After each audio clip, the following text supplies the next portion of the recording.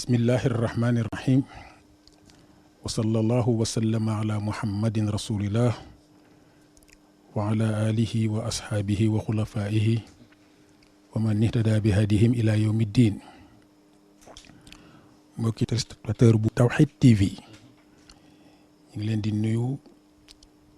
nuyu seen téléspectateur yëpp di leen ziar di leen baalu àq di leen ndokkeel ci weeru gàmmu gi di ñaan yàlla fa tabarakallahu ci barke boroom ca boroom mooy sayyiduna muhammad sallallahu alayhi wa sallam yàlla nañ ko dund ci jàmm jëriñoo leeru yonent bi jëriñoo xam-xamam jëriñoo cëram dund ko yeneeni at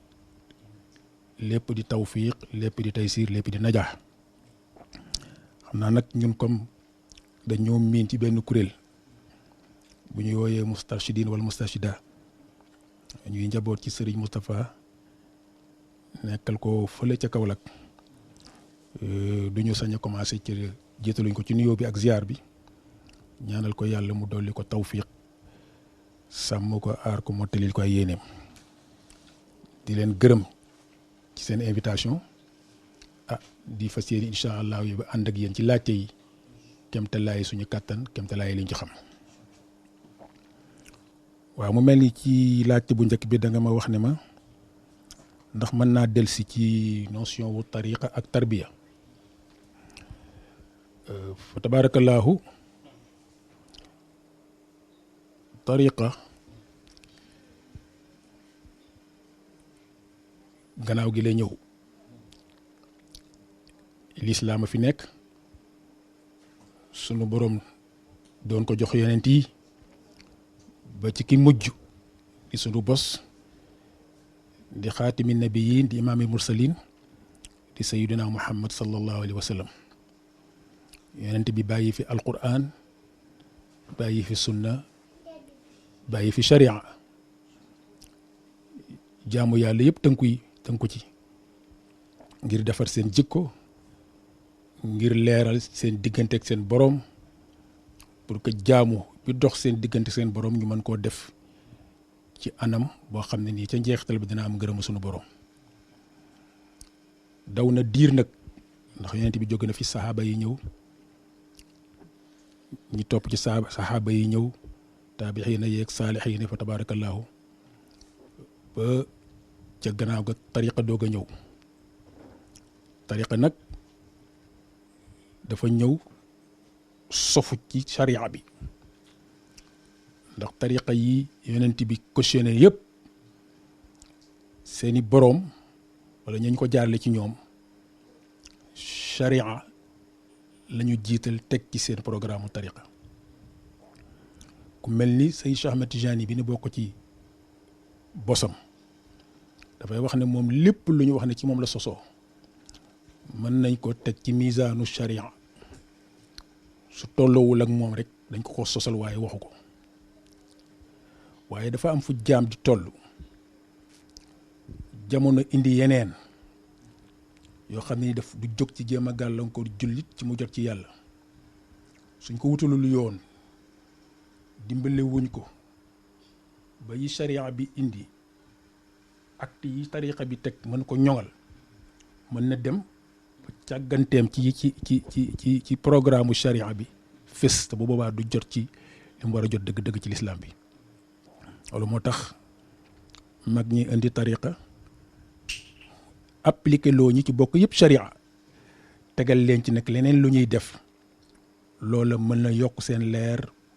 mën a defar seen xol mën a dëgëral seen digganteeg yonent bi ci cofeel mën a dëgëral seen digganteeg sunu borom ci jaamu.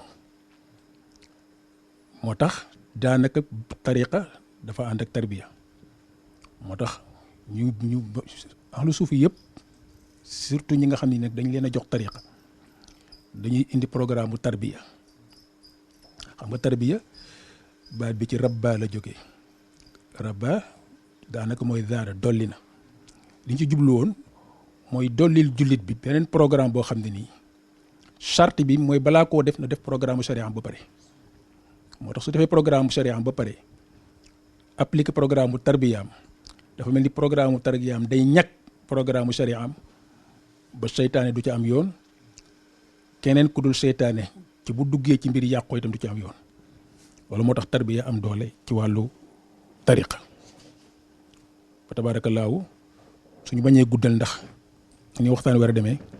loolu mën nañ ko wax ci wàllu sharia ci wàllu tariqa wax ko ci wàllu tarbiya. mu laaj ma lan mooy genèse tariqa bi ak lan mooy particularité tariqa tijaan. junj naa sax genèse ba pare wante particularité wu tariqa tijaan mooy li Seyid Cheikh Ahmed Tijani yi insisté ci ne balaa kenn mën a nekk tijaan bu mu reconnaître foog mu appliquer charia convenablement maanaam foog mu respecter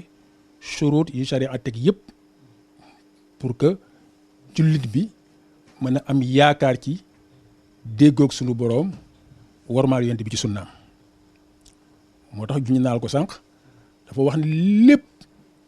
lu jullit di def lépp lu taalibi tijaan di def ca àndul ak mu appliquer programme charia à la lettre loolu yiwul loolu jubul loolu dëppawul ak li Cheikh dénkaane ci tariqa moo tax foofu moom dañuy jiital programme charia teg ci programme tariqa moo tax boo seetloo te loolu daf ñuy dugal ci beneen question bi boo seetloo tariqa cheikh ay lawazim la dafa am yu la gàll nga di ko def ca commencement ba sax istixfaar rek moo ñu woon ak salaatu ala nabi gannaaw ga la salaatu fatiha ñëw gannaaw ga la xayla la ñëw yi ñëw yooyu yëpp nag ci lawazim yi alquran daf ko digale alquran ñaan na jullit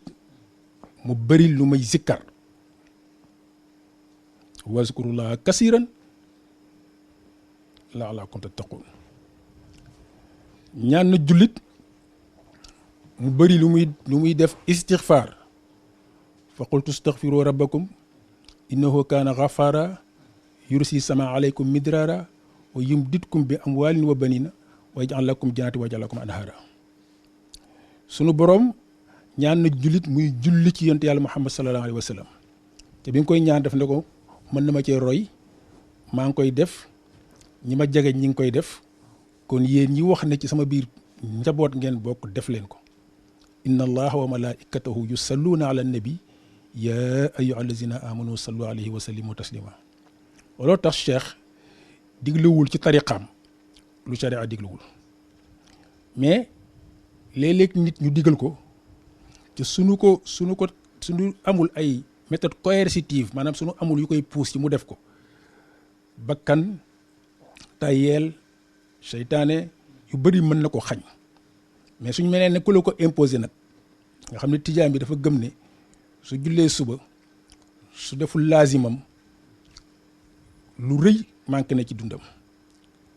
su jullee takkusaan wala mu jël timis bu deful laazimam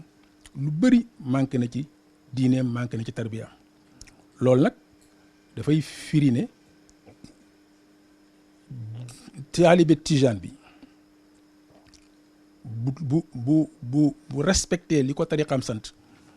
mel ni ne dafay appliquer li ko sharia am sant li ko sunna sant ak li ko alquran sant à 100%. loolu moo tax moo wax leen ne tariqa bi particularité am mooy sës bi mu sës yéppam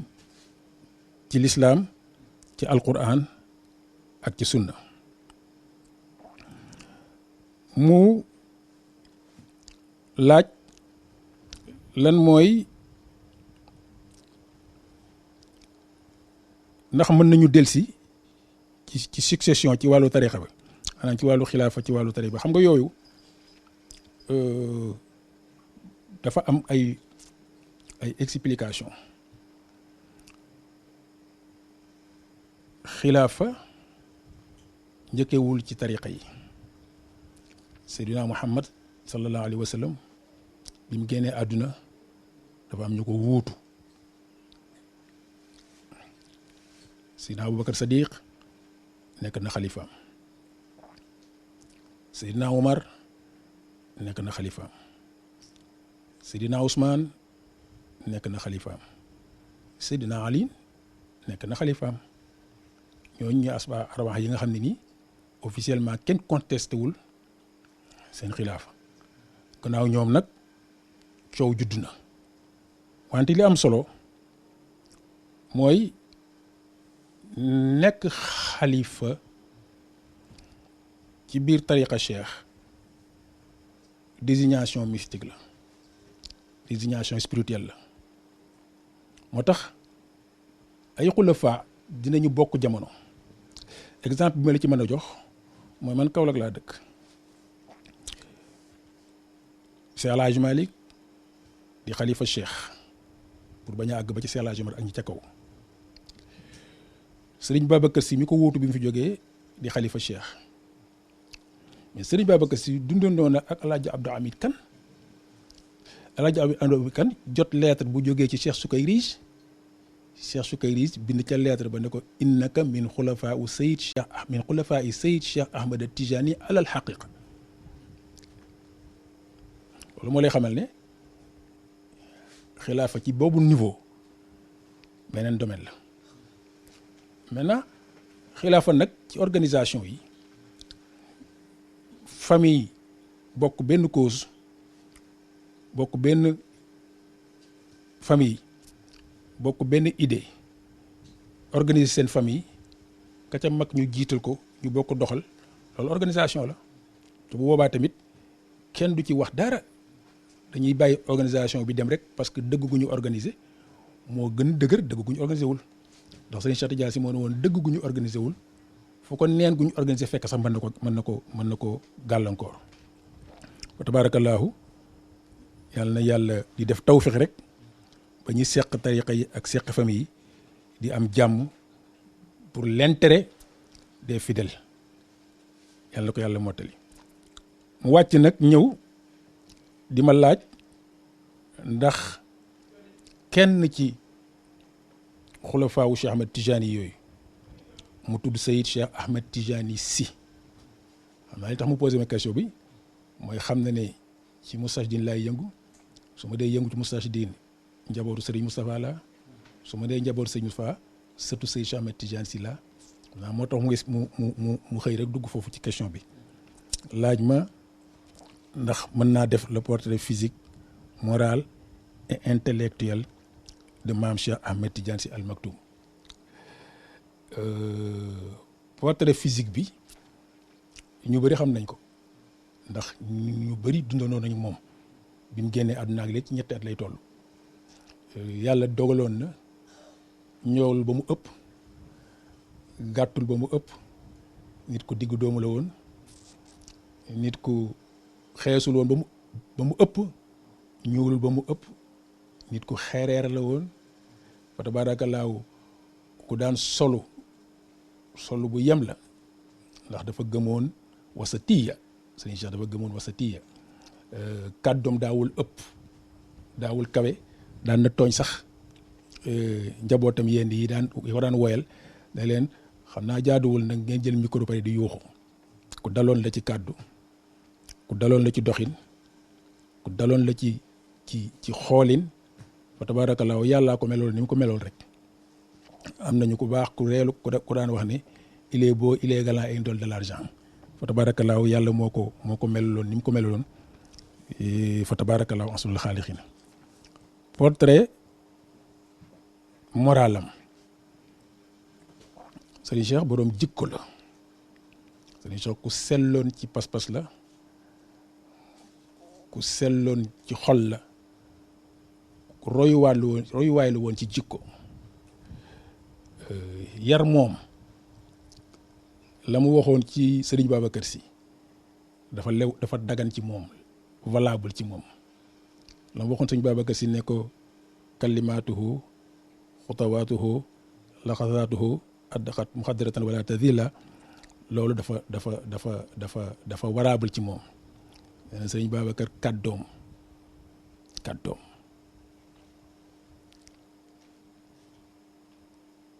ay gendikoom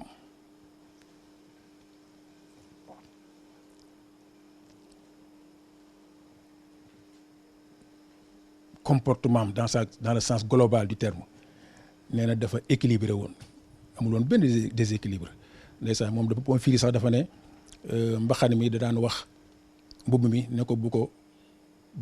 ko lëjal nee na mbubb bi di wax dàll yi bu ko pëndal nee na dàll yi naan mbaxane bul diis ci moom wante loolu mu waxoon ci sëñ Babacar Sy du xam-xam kese lu mu dund la moom tamit moo tax boroom jikko la woon da daan wax ne kenn du wax ci réew mi ne mas naa laa tooñ ñu ko daan défier publiquement kenn du wax ci réew mi ne mas naa laa tooñ te loolu xaw naa tolloog lii sëñ Babacar Sy waxoon ne dund naa ba toll fi ma toll ci musuma mooy yàlla moo tax daal jikkoom moom mi ngi nii réew mi tey kenn du ko jam dund na ba xëy dem kenn du ko jam moo tax moralement il était très sain intellectuellement moom leneen la waykat bés dafa ne marabu intellectuel dafa parce que ci fi mu juddoo cosaanoo fa alquran mooy seen ndono sunna mooy seen ndono siira mooy seen ndono taarix mooy seen ndono xam-xamu sharia mooy seen ndono xam-xamu xaqiqa mooy seen ndono da caa séddu ba doyal waaw da caa séddu ba yëg ko wax ci làmmiñam na afnaytu asbaabal xayaata dirasatan xam nga loolu néew na ko ñemee wax fa tabaarakallaahu mu bokk ci marabu yi njëkk a jéggi langue arab làkk beneen langue bu dul langue arab ba pare mënte ñi ko jàng ci école yi ñi ko daan suivre yëpp dañuy daan gis ne ci wàllu conceptualisation ak ci wàllu communication il savait choisir ses mots dans la langue de Molière mais beneen bi ñu bàyyiwul xel bu weesoo langue arabe bi ak li mu ci bind yëpp langue française bi ak li mu ci bind yëpp parce que ci marabu rare marabu yi bind moo xam ne nii nit ñi mën nañ koo jëriñoo ba faw ci la bokk ci arab ak ci tubaab sëñ Cheikh lu ne bind na ko bi mu nekkee ci ay activité am sax gën a nekk jeune nga xam ne ñi mu ko seqaloon ci jamono bi ay tubaab la ñoon dañu demoon ba am complexe am ndax buy wax ak ñoom langue occidentale bi daf leen ciy mën ci beneen langue bu cay waxee duñ dégg li muy wax fa tabaarakallaahu mais bu weesoo ñaari langue yooyu nga xam yëpp ay langue étrangère lañ pour ñun mooy arab cosaanoo wul ci réew mi tubaab cosaanoo wul ci réew mi mais langue bi cosaanoo ci réew mi bokk ci langue nationale yi nga xam ne nag bu ñu boolee langue nationale yëpp mooy langue nationale bi muy wolof Serigne Cheikh amul woon benn jafe-jafe pour communiquer ci ak wolof yi waaw daana sax toog ci gàmmu tudd ay baat yoo xam ne ni ñëpp dañu naan xew di ko xool bu ko tekkiwul kenn du ko tekki maa ngi fàttaliku genn gàmmu gi mu doon def différence entre jam ñaajo ak lam ñaajo pour wax la rek ne ku yéeme la woon ci wàllu culture ku yéeme la woon ci intellectualité Serigne Cheikh Tidiane Sy mbokk mi laajaat ma ne ma ndax mën naa wax tuuti ci ay relation personnelle am avec Serigne Babacar Sy waaw luñ ci xam lu bari nag ci nettali lañ ko jëlee nettali yu jógee ci moom nettali yu jógee ci Serigne Babacar Sy nettali sax yu jógee ci Serigne Abdoul Aziz Al Amin nettali sax yu jógee ci Serigne Pape Malick Sy nettali yu jógee ci ay mag ndax man it amoon naa chance di côtoyer mag ñu bëree bëri ci ay muqaddamam ndax Serigne Moustapha loolu lañ ko mënta fayee très tôt ci biir mouvement bi daf ñoo dugaloon ci benn commission bu ñu tuddee commission scolaire et universitaire daan ñu obligé bu vacances jotee ñuy dem ay colonie di rencontrer ji muqaddamu Serigne Babacar yi di discuter ak ñoom di wax ak ñoom di def ay rapport ci lu bëree bëri waaye boo dajalee li nga jëlee ci mag ñëpp da ngay waxoon ne nag am na une relation particulière ak Serigne Babacar dañ daan wax sax ne xëy na li mu ko tuddee Serigne Cheikh Ahmed Tidiane yi wala li Cheikh Ahmed Tidiane Chérif ñaan mu tuddee ko moo taxoon mu mel ak moom noonu. bi ci des ni Serigne Moustapha Sy meloon ci moom nga xam ne da ko doon jaral jaay bakkanam moom noonu la meloon ci Serigne Cheikh situation bu ne da ko doon jaral mu tayle bakkanam jël risque défendre ko ci loo xam ne nii bu échecgee rek bakkanam mën na caa dem wante comme xamoo ne ba Serigne Babacar Sy musta jëfandikoo bakkanam moom mi koy défendre du jëfandikoo bakkanam mukk mënul mukk songu mbir bakkanam des ca booy xeexal ku dul jëfandikoo bakkanam yow ma koy xeexal jëfandikoo sa bakkan du des ca loola. moo tax Serigne Cheikh fa tabaarakallaahu relation particulière la amoon ak Serigne Babacar Sy wax nañ ne bi Serigne Babacar Sy di taalif hal min sabilin bay jeexal ci la juddu bi mu juddoo Serigne Babacar Sy ndokkelee say Cheikh Ahmed Tidiane Chérif wayam boobu ñuy wooye innal manaayi la alhamdulilah yi xam nga du ca teggatu sax haza cheikh rabbaahu fa tabaarakallaahu muy koo xam ne nii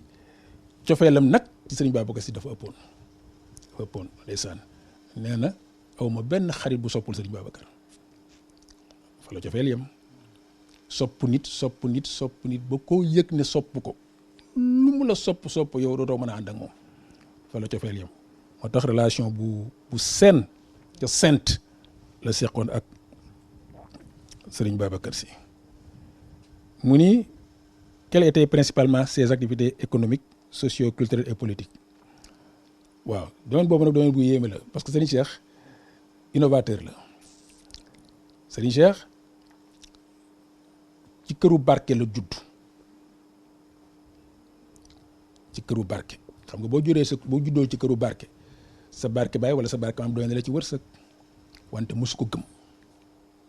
moo tax très tôt la jël ay responsabilités sur le plan économique am na atam ci anniversaire am ma bokkoon plateau ak docteur Mounirou Ndiaye économiste ñu waxtaan ci wàllu woowu ci Serigne Cheikh loolu laay wax ne Serigne Cheikh il fait partie des plus grands économistes de ce pays là te mosul dem ci benn amphithéâtre pour jàng fa économie ma wax leen xoolal chaîne bi mu créé woon Serigne Cheikh nekk baykat ci commencement bi très tôt nag mu ni yaakaaruma barke Sëñ Babacar parce que sama soxla jàpp naa ne li barke Sëñ Babacar di rëy sama ambition ëpp na loolu xam nga loolu waxin la nekk ci tool yi di bay bu tere bi taxee mu jaay mu dem ba ci biir mu gis ne ñiy jënd si li muy jaay ay nit lañ rek ñu bëgg def commerce rek mu ni donc waxuma la léegi may bay di jaay waaye damay bay pare bokk ci ñiy jëndaat réel wax na ci sax lu réel nee na bi mu demee ci seko yi di jënd dem nañ ci Sëñ Babacar sax boole ko ne ko ma nga ci seko yi jënd ca barke bàyyam ëpp na loolu fekk am na ambition bu ëpp loolu mu ni ñi koy jënd si di ko jaayiwaat ca usine lañ ko yóbbu pour ñu transformer ko damay dem bokk ñu ñuy transformer am idée déjà créé usine mu ni wante ñi koy jënd si balaa ñu koy fañ koy transformer dañ koy transporter ci ay camion au lieu man may fay ay camions ñu transporter ko damay bokk ci maintenant ñuy transporter parce que nekk baykat nekk commerçant nekk transporteur nekk industriel bi mu koy def benn doomu soxna xalaatu ko moo tax ci indépendance économique et financière ci la dund ci indépendance économique et financière ci la génn àdduna mais xam nga lu mel noonu soo ko duggee ci penc société mu dem ba ñi mu seqal société bi gis ne doomu leer di doomu soxna lu mu soxla ci wàllu dundam su ko laajoon taalibe mu jox ko bu ci boolee ne dugg ci domaine économique ba am ci pouvoir suñu ko téyewul dina dajale pouvoir économique pouvoir spirituel ak pouvoir religieuse ñu commencé indi gàllankoor mais comme mënuñu ko gàllankoor lu dul jaar ko ci politique mu fekk leen ci terrain politique bi créer parti nekk un homme politique pas un politicien nag parce que mosul fooyee bakkanu nit ñi ci politicien dafa am intention wu foyee bakkanu jaamu yàlla yi ca Alaaji Seydou Nourou Tall moo waxoon sëriñ Cheikh ne ko sa papa sëriñ Babacar Sy musta foyee bakkanu jaamu yàlla yi te gis nga ñoom seen fort mooy seen kilifa dañ koy défier sëriñ Cheikh ngëneel bu mu dégg ne sëriñ Babacar am na ko rek mu jàpp ne comme donoom la war na ko mën a am jikko boobu d'ailleurs la sëriñ Moustapha Sy am dafay jàpp ne lépp loo xam ne ngëneel la bu sëriñ Cheikh am rek ba loolu di sakk di sutura war na koo def ba loolu di sakk di sutura ci wàllam ci la duggee ci politique ak li ko politique jural ba dem ci élection nekk candidat. Je pense que c'est le premier chef religieux bu osé poser candidature jàkkaarloog homme politique bu jógee extérieur ñëpp naw ko ne dafa mën a jàng dafa bëri xam-xam mu jàkkaarloog moom def campagne électorale bu làkkee tubaab mu làkk tubaab bu def mel ni bosom wala bu ko dàq te bu demee ci taax yi làkk wolof bu kooku déggul ndax kooku séeréer la woon bu dajee nitu dine wax aaya alquran wax hadis. moo tax actuellement homme politique yi am complexe wax hadis wala ñu wax aaya parce que bu nu ko waxee nit ñi daw leen dañu jàppewul sëriñ Cheikh rek mooy référence waaye nit bu maîtriser li adversaire am maîtriser te maîtriser lu adversaire am maîtriser wul wax li adversaire am maîtriser yomb ko li yombul adversaire am wax ko nag war na mën a doon atu pour moom sëriñ Cheikh exploité loolu moo tax expérience politique bi mu am ëpp na nettali ne bi mu jotee ijaaza ci tariqa yi ci ijaaza yi gën a kawe jot ijaaza ci sharia ci ijaaza yi gën a kawe jot ijaaza ci xaqiqa ci ijaaza yi gën a kawe jot ijaaza ci alquran ci lépp lu cheikh wax ci lépp lu yonent bi wax bi mu laajee sëriñ Babacar si ijaaza politique sëriñ Babacar da koo naal diir ba ci fin wu dundam mu doo ko koo jox moo tax li mu dajale néew na nitu yàlla bu ko dajale fa tabaarakallaahu ku yéeme la ci ni mu dundee ku yéeme la ci ni mu dundalee mbokk mi laajaat ma ne ma ñu wax ko tuuti ci bibliographie wu bu Serigne Cheikh Tidiane Sy Serigne Cheikh Tidiane Sy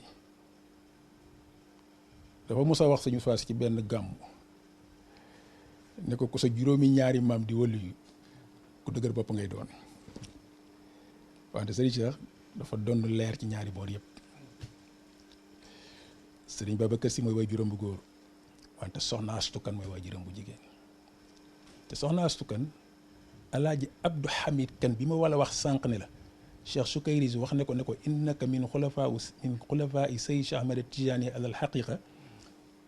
alaaji Abdou Hamid Kan boobu moo jur soxna Astu Kan yemul foofu maram ba jur soxna Astu Kan maram ba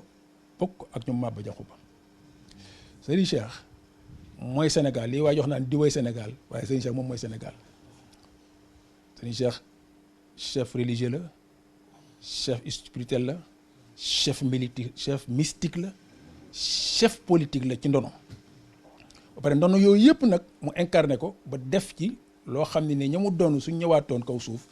dinañ ko naw dinañ ko respecté moo tax fa tabaarakallaahu c'était un homme complet un homme plein moo tax duñu xóot trop ci bibliographie bi ndax yu mel noonu mu wax ne ndax am na ay écrivains yu ko inspiré mënuma wax ne am na ay écrivains yu ko inspiré mais xam naa ne bëri na écrivains yu mu doon référé wu ci ñoom moo xam ci côté l'islam bi la moo xam ci côté occidentaux yi la moo xam maanaam nitu àdduna yi Serigne Cheikh boo dégloo waxtaan bi mu def 1976 ci assemblée nationale ci l'islam et la négritude da ngay yéemu ci yàlla ña mu cité yëpp boo ko dégloo ci 1965 su ma juumul ci Diourbel ci l'islam et le monde da ngay yéemu ci yàlla soo ko dégloo ci l'islam et la contestation da ngay yéemu ci yàlla te yooyu yëpp bu koy def ni muy indee référence ci Seydina Muhammad ci Cheikh Ahmed Tidiane Chérif ci Cheikh El Hadji Malick Sy noonu lay indee référence ci Léon Damas ah ci Nietzsche. Serigne Cheikh moo ñu njëkk a expliquer la volonté de puissance de Nietzsche ak critique yi mu ci def. maa ngi am benn wëllëre professeur de philosophie la mais sama promotionnaire la woon ci école primaire livre bi moo ko bind nit kooku moo bind livre bi mais mi ngi bind ci introduction bi muy lim ñi ko inspiré tudd na ñu ko jàngal ci université Dakar tudd na ay Mame Moussa Diagne ay ñoom Souleymane Bassirou Diagne mais tudd na ñeneen ñu ko inspiré ci duñu ay contemporain am tudd na Nietzsche tudd ñeneen mais kenn la tudd ci religieux yi ko inspiré philosophiquement muy Cheikh Ahmed Tidiane Sy Al Maktoum. c'est vous dire que dem na ba les intellectuels de la langue de Molière di inspiré woo ci un intellectuel d'origine islamique mais qui a eu à flirter avec toutes les pensées politico-religieuses ba nga xam ne ni tey jii bu toogaan tey ci podiumam yooyu wala ci stradam yooyu di waxtaanee daara kenn du doyal moo tax Serigne Cheikh rek moo doon def gàmmu tout le Sénégal di tourner bu ñu xëyee suba teel le lendemain ñëpp di njëkkante kaset yi moo tax du hasard bu nekkee tey jii nii te loolu waxuma ko parce que je suis parmi ses fans wala parmi ses disciples waxuma ko pour loolu sans complaisance la c'est le chef religieux le plus cité de notre temps parce qu'il a parlé de tout. Il a parlé de religion, il a parlé de politique, il a parlé d'économie, il a parlé de famille. Il a parlé d'agriculture, il a parlé de commerce, il a parlé d'industrie, il a parlé de tout. lépp lu nit soxla ci doomu jamono mi Serigne Cheikh abordé na ko ca ci langue bi ñi mu bokkal jamono di gën a wax muy wolof bi. lu mu leen ci bëgg a expliquer ci langue yi ñuy miin ci seen jàngin mu expliquer leen ko donc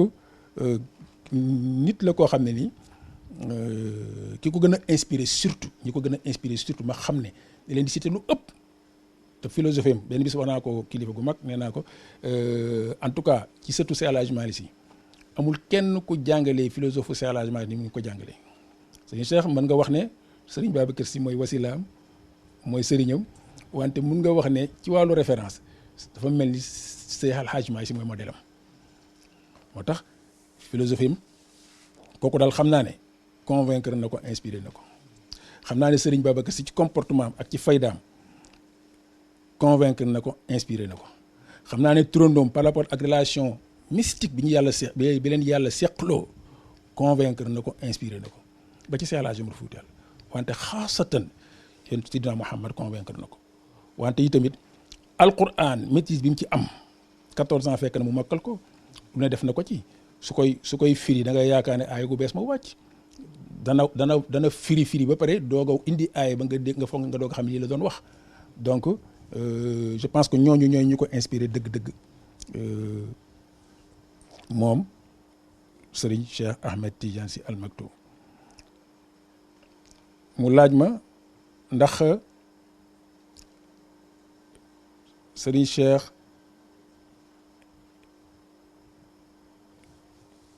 mën naa résumer philosophie am loolu la ma laaj su ma doon wax rek dëgg-dëgg lan mooy philosophie Serigne Cheikh xam nga li tax surtout mu jaaxal ñu bari mooy Seydi Cheikh Ahmed Tidiane Sy Al Maktoum radiyallahu taala anhu ñaar dañ ko convaincre ci seen méthode ak ci seen doxalin mooy kenn ki mooy Cheikh El Hadji Malick kenn ki mooy maamam El Hadji Abdou Hamid Kane Serigne Cheikh dafay wax ne góor gi Abdou Hamid Kane dafa amoon benn philosophie bu ko convaincre mooy daraan wax ne xaw ma jëf ju rëy jëf ju yàlla nangu laa xam jëf ju yàlla gërëm nga Serigne Cheikh li mu def ci àdduna yi mu toll te mosu koo tiitaroo dëgg histoire politique du Sénégal ku ko doon bind sans complaisance def des recherches poussées objectivement munoo ñàkk bind Serigne Cheikh Ahmed Tidiane Sy ci sa livre. diggante indépendance yi ba ci événement wu 62 yi ba ci après événement wu 62 yi ba ni parti politique yi existé mais ñun ñu ko déglu parce que dafa am ñu ko déglul après mais ñun ñu ko déglu à partir de 1995 parce que xam nga Serigne Cheikh à un moment donné à partir de 1988 dafa éclipsé woon voyager bàyyi terrain bi mu vite mi ngi njëkk a génnaat le 8 avril 1995 mais diggante 1996 ba ci dernier gàmmoom 2011 ñu ko fi dégluwaat xam nañ ne Serigne Cheikh li mu njëkkoon a jàngale la doon jàngalewaat di ko adapté ak réalité jamono yi mais di def un peu son histoire et l'histoire de ce pays-là et l'histoire de la confrérie tidiane mais surtout l'histoire de l'islam en général moo ñu ko déglu diggante boobu te topp ko dinañ xam ne au plan politique au plan culturel au plan religieux au plan social et mystique Serigne Cheikh musta absenté saa yu waree jël décision et sans complaisance et sans complexe d'ailleurs loolu moo doon fooram mooy tolloog la waxoon suñu fois ca suñu foire ba bul am complexe ci benn intellectuel dans ce pays-là parce que ton grand-père est le plus grand intellectuel de tous les temps Serigne Cheikh musul am complexe ci benn nit looloo tax philosophie El Hadj Abdou Hamid Kane convaincre na ko mooy gëmul jëf ju rëy jëf ju yàlla gërëm la moo tax tey mën nañ nettali lu rëy ci moom bëggul woon ko nettali abadan lu mu mës a def ci suuf la ko def li mu dimbale ci ay nit financièrement ñi mu tax ñu tekki ci kaw suuf ñi mu tax ñu am ay milliards ñi mu tax ñu socialement ñu taxaw ñi mu tax politiquement ñu taxaw nettali na keroog ba muy dajeek Ablaye Wade ca corniche ba muy dawal benn auto simka te mu wax ko ne ko duggal ci politique te boobu Ablaye Wade créé woon parti wax na keroog bi Senghor bëggee dem te ñu bëgg a jox réew mi Abdou Diouf ci Abdou Diouf di exister mu convaincre ko pour mu jël ko ak la mu ca daj wax nettali na keroog bi Senghor bëggee ñëw Serigne Cheikh xam nga ne dem na ci waxtaan ba wax sax ne ñu bëri xamuñ ne El Hadj Habib moo ma convaincre ba dugal ma ci Senghor ma doog a convaincre Serigne Babacar Sy ci mu jàppale Senghor donc ku fi ma sa toog rek ma nga ci si wante lu muy def bu paree tourner page boobu parce que nit ñi xam ko amul njëriñ yàlla xam ko rek moo am njëriñ mais loolu philosophie maamam la Abdou Hamid Kane moo waxoon ne moom gëmul jëf ju rëy jëf ju yàlla gërëm la gëm mais c'est Al Hadj Malick aussi daf ko convaincre ci loolu moom it mooy Maodo soxlawul dara dafa ne lépp lu ko yàlla nar a defal rek na ko bàyyi ba ëllëg ci penes boobu la Maodo doy philosophie la bëggul woon lu siiw bëggul woon lu moo tax boo leen seetloo sax ñoom ci seen discours maa ngi koy wax sànq ci benn waxtaan moo doon def fële ay universaliste lañ ci seen discours 90% des mots utilisés du leen la waat ci ñoom dafay dellu ci enseignement général moo tax amul ku leen mënta déglu ak foo mën a bokk nekkal chrétien nekkal jullit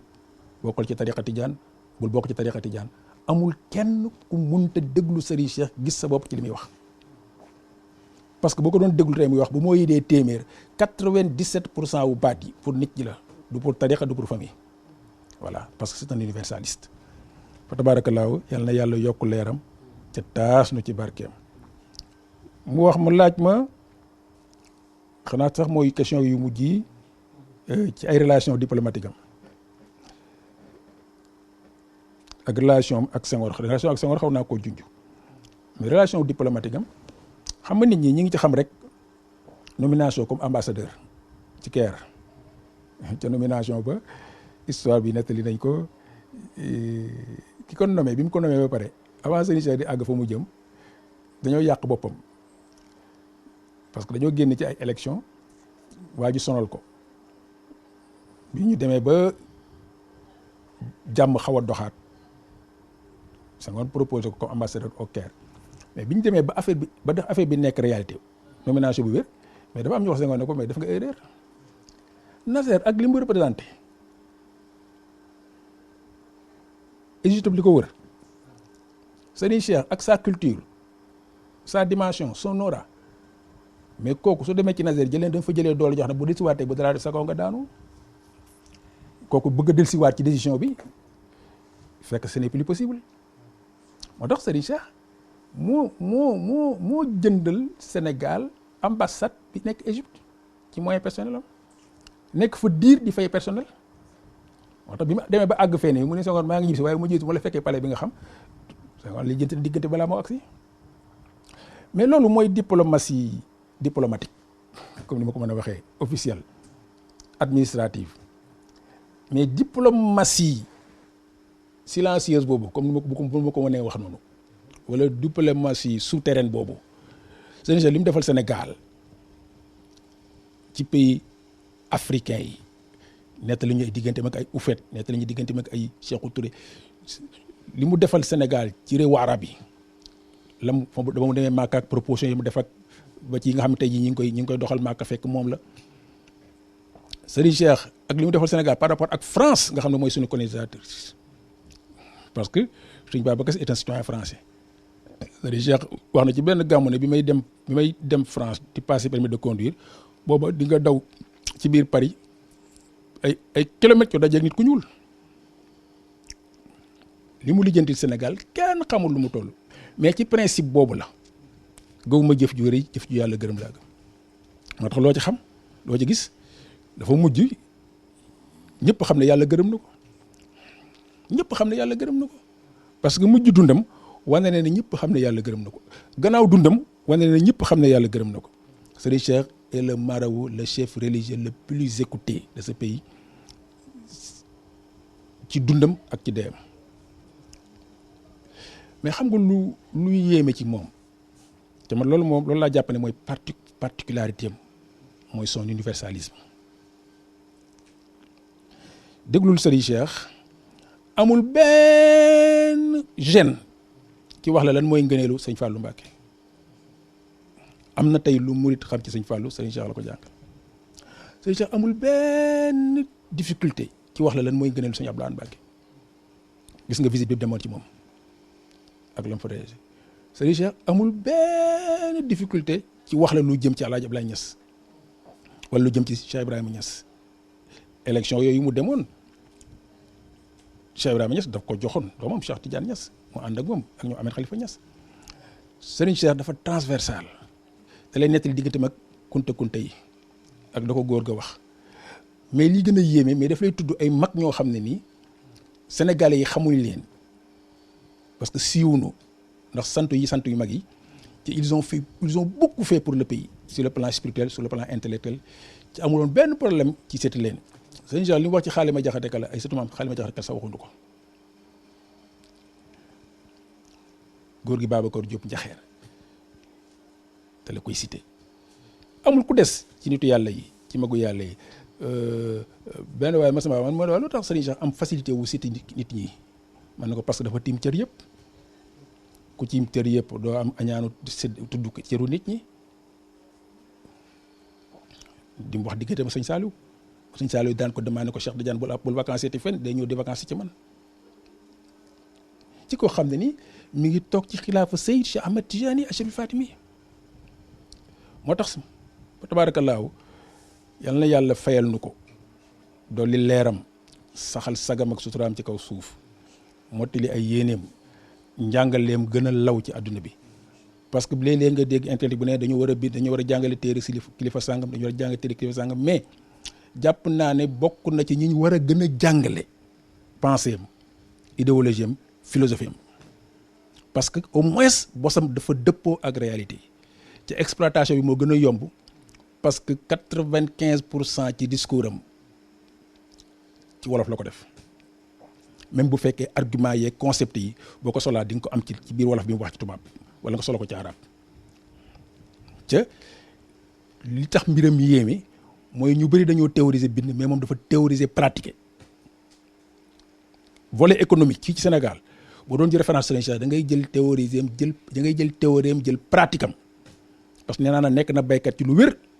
dëgg la wala déet nekk na commerçant ci lu wér dëgg la wala déet nekk na transporteur ci lu wér dëgg la wala déet nekk na industriel ci lu wér dëgg la wala déet nekk na homme d'affaires ci lu wér bu dee ci wàllu politique nekk na chef de parti ci lu wér nekk na membre parti ci lu wér Serigne Cheikh intellectuel avéré Serigne nee na ci waxtaanu foire dama daje ak Djiboka mu ni ma Serigne Cheikh kañ ngay ñëw ma ne ko ñëw fan mu ni ñëw ci école de parti bi joxe cours kon nañ ko daan defee ndax ñun ay néophyte lañ gis nga il est très sage et très modeste mu ni keroog laa njëkk a dégg baawu néophyte c'est pour sagal ko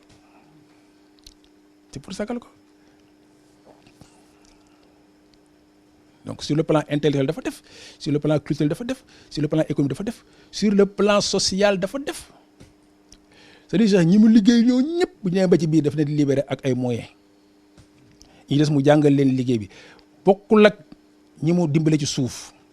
dans sa vie de tous les jours musul accepter génn dugg ci auto particulier li koy boole moom mooy mu jëm ci conférence publique mais soxla bu muy doxal ci taxi la koy def te moo wax publiquement ne suy jël taxi bu xant lay jël waxul la ci aju yëpp lam jublu ci jël taxi bu xant mooy su jëlee taxi bu xant day waxtaane yow ci biir oto bi te doo xam ne moom la ndax yaa ko moom taxi bi kañ ko commencé dawal nangam loo ci am est-ce que dëkk bi liggéey bi dox na nangam buy wàcc ci oto bi bu àggee fa mu jëm wala mu jub fa mu jëm ne la may ma fii buy wàcc jox la enveloppe wala mu jox la rendez-vous ñu bëri dañ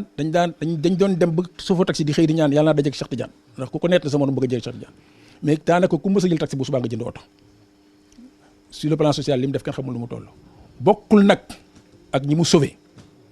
mos naa dégg ci Boubacar Diop bi yoroon promotion moo xam ne bi mu nekkee prison te la ko yóbbu ci prison Senghor ko tëj ko c'est par rapport ak ay articles yu mu bindoon mais Zénicha dafa yónni sëñ Pape Malick moom wax na ko responsable bu songee révolte nay fekk mu am moyen